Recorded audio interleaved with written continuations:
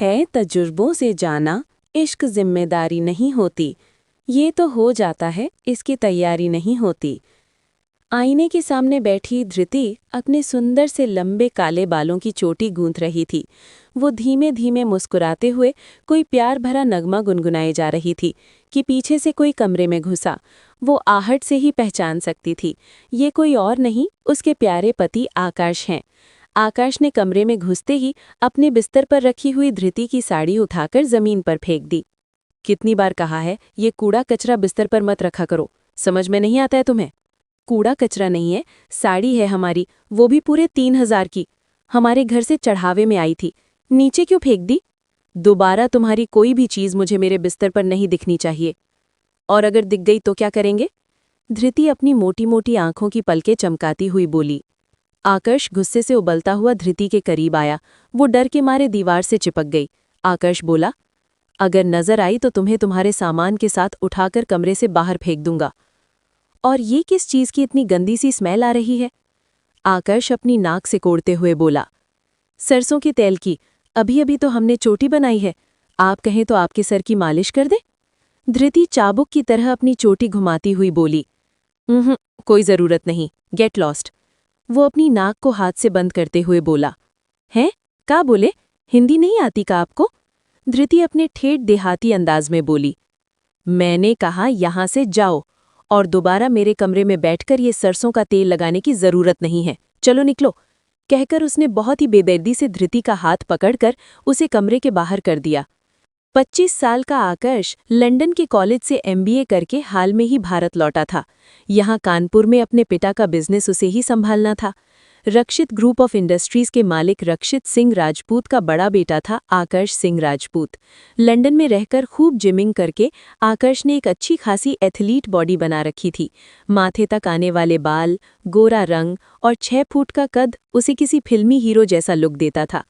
बदकिस्मती ये रही कि आकर्ष के पिता रक्षित का कानपुर के पास के ही किसी गांव की जमीन को लेकर काफी समय से विवाद चल रहा था। रक्षित वहां चमड़े की फैक्ट्री लगाना चाहते थे, जबकि मुखिया जी किसी भी कीमत पर वो फैक्ट्री वहां नहीं लगने देना चाहते थे। रक्षित ने पैसे देकर भी मुखिया जी को अपने पाले में लाने का प्रयास कर लिया था और विफल हो चुके थे। मुखिया रामकिशोर जी ईमान के बड़े पक्के थे। हालांकि रक्षित के रुतबे और शोहरत से मुखिया जी काफी प्रभावित थे। ईमान कितना भी सच्चा क्यों ना हो, उसके बिकने के लिए एक अच्छी कीमत होनी चाहिए।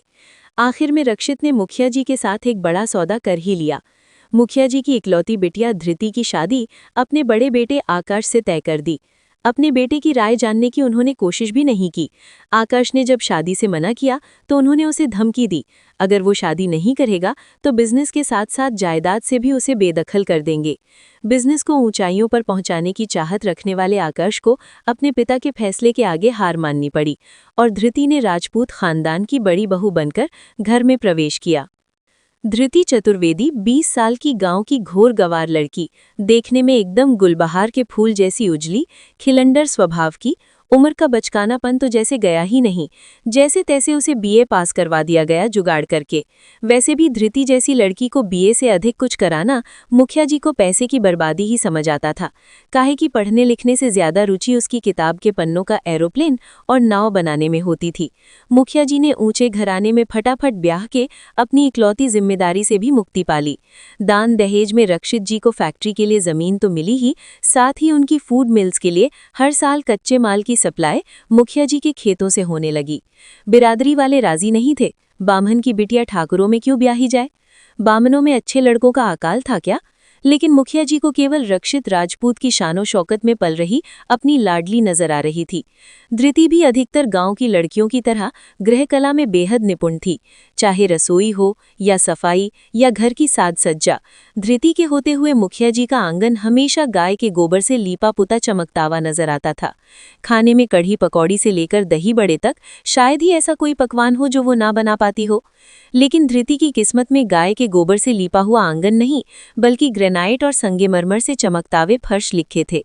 उसे कितने भी पकवान क्यों ना बनाने आते हों, लेकिन उसे गांव की गवार और जाहिल समझकर रसोई में घुसने भी नहीं दिया जाता था।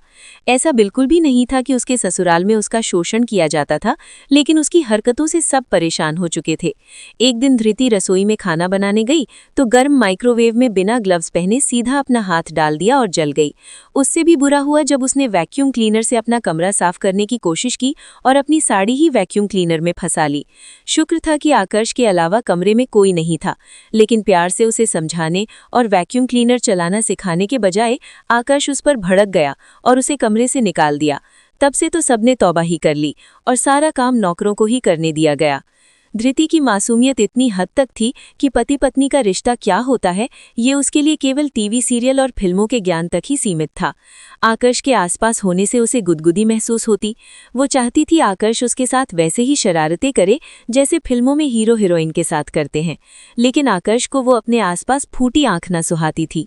जब आकर्ष कमरे में नहीं होता तो वो उसकी शर्ट की बाहों को अपनी कमर में लपेट लेती और झूम जाती। आकर्ष उसकी कितनी भी बेइज्जती कर ले, उसे कोई फर्क नहीं पड़ता था। वो एक कान से सुनकर दूसरे से निकाल देती थी। कारण भी था, आकर्ष के अलावा घर में सभी की चहेती थी वो। चाहे उसकी सास हो या ससुर, सबकी जबान पर पूरे दिन एक ही नाम होता था, धृति का। धृति और आकर्ष की शादी के पीछे भले ही कुछ कूटनीतिक कारण रहे हों, लेकिन रक्षित और उनकी पत्नी शोभा को धृति पहले ही नजर में भा गई थी। इन सबसे ज्यादा प्यारी थी उसे अपनी दादिया सास यानी आकर्ष की दादी। जल्द ही रस्सी पार करने वाली चलने फिरने से लाचार दादी के सेवा के लिए 3 नौकर लगाए गए थे। उनका अलग कमरा था। धृति ने सारे नौकरों को हटाकर उनका सारा काम अपने हाथों हाथ ले लिया था। वैसे भी घर का कोई काम उसे करना नहीं होता था, इसलिए पूरे दिन वो दादी जी के आगे पीछे लगी रहती। कभी सरसों के तेल से उनके जर्जर हाथ पैरों की मालिश करती, कभी उनके बचे खुचे सफेद बालों की चोटी में रिबन गूंथती, कभी गर्म पानी करके उन्हें अपने हाथों से मल मल कर नहलाती। उनके नाश्ते और खाने के टाइम उन्हें अपने हाथों से खाना खिलाती। दादी अपनी पतोहू पर वारी जाती। कहते हैं अपनापन इंसान की हर बीमारी दूर कर देता है। कहाँ तो दादी माँ खुद करवट भी नहीं ले पाती थी और कहाँ अब खुद बिना सहारे के पलंग पर उठकर बैठ जाती थी। धृति दादी की सेवा में कोई कोर कसर नहीं छोड़ती थी और दादी भी जी भरकर आसीस देती जाती थी। खूब नान नान लयका बिटिया खेलें तोहरी गोदी में, तोहर सुहाग बना रहे बिटिया। उन्हें क्या पता लयका बिटिया होने की तो नौबत ही नहीं आने देता था उनका पोता। घर में उसे अपने देवर के रूप में एक बहुत अच्छा दोस्त मिल गया था, अर्नब सिंह राजपूत, रक्षित का छोटा बेटा और आकर्ष का छोटा भाई। अर्नब धृति का हम उम्र था, इसलिए दोनों में खूब झंती की। वो धृति को भाभी कहने के बजाय नाम से ही बुलाता था। घर में इस बात के लिए उसकी खूब डांट पड़ती थी, लेकिन उसके कान पर जूं न रेंगती। पूरे घर में अगर उसे किसी से डर लगता था तो वो था उसका बड़ा भाई आकाश। अर्नब शहर के नामी कॉलेज से बीबीए कर रहा था, जिसमें उसकी जरा भी रुचि नहीं थी। उसे तो सिंगर बनना था, गाने गाना उसका शौक था, जिसे वो अपना प्रोफेशन बनाना चाहता था। धृति, इधर आओ मेरे साथ।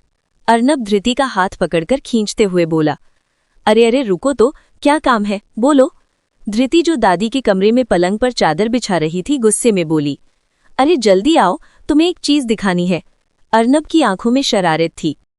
हेलो गाइस, प्लीज़ मेरी वीडियोस को ज़्यादा से ज़्यादा लाइक कीजिए, सब्सक्राइब कीजिए, प्लीज़ गाइस शेयर कीजिए, मुझे सपोर्ट कीजिए।